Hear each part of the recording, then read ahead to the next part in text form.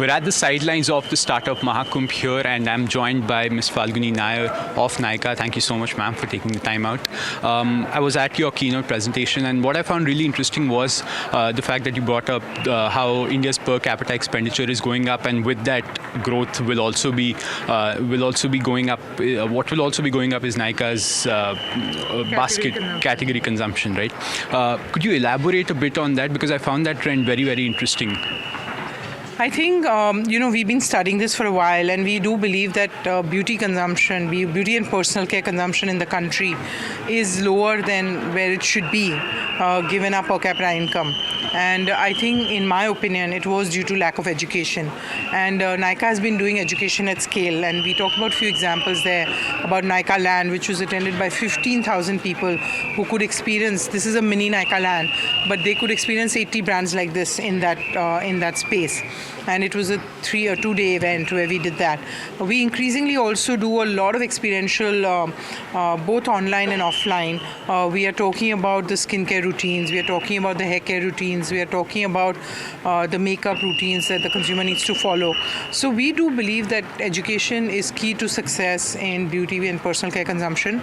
And we are trying to bridge the gap between where the beauty consumption should be and it is today. And whether it is our stores, whether it is our online presence and amount we are investing online on education. Like I talked about Nykaa Stream. It's a whole, if you ever go and see that, there are hundreds of videos teaching consumers how to use beauty and personal care. I think there is a similar challenge even in fashion, where the consumer is far behind, especially what we call as on-trend, on-style kind of fashion consumption is far behind where it should be. And why are these important? In my opinion, these are lifestyle categories, beauty and personal care as well as fashion. They are enablers for empowerment. Be it man or a woman, a well-dressed man or a well-dressed woman will have more empowerment to pursue their dreams. So I do believe that these are very serious categories and they need to be given attention to. And our consumers deserve to have the best of beauty and fashion. Right, that's very, very interesting. I was also sort of thinking about the consumption demand scenario, right? Is education the bridge between that? Because the market is as crowded as it can be. How do you sort of peg the demand scenario currently at? I think the market in certain category, people believe it is crowded. But I have studied the consumption patterns. And the consumption patterns, if you look at forget the developed economies of the West or even East like Japan and South Korea. But even if you take economies like Vietnam or Indonesia, the consumption is far more on the uptick compared to this. And obviously there is usefulness also. I mean, there are skincare products that are useful to give confidence to the user of those products. So I do feel that it's an important industry and it needs to have the rightful place. Interesting. We're at the D2C pavilion here. What's your take on the larger D2C brand scenario currently? There was a funding boom. It's sort of dying down a little now. There is deep discounting as we speak across D2C brands.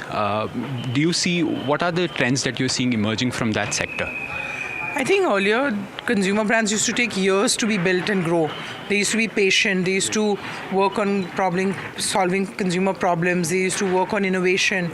They used to work on going through multiple channels over a period of time and keep building on it. I think all that changed when large platforms emerge.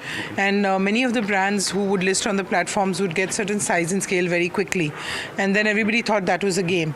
And I think a little bit of slowdown in growth, everybody's starting to doubt that this is the right thing to do.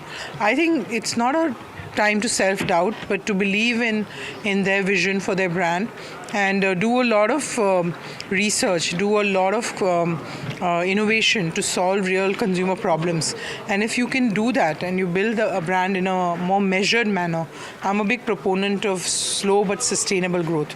Not necessarily slow but sustainable growth that can be sustained over a long period of time. And I think the brand should be built like that.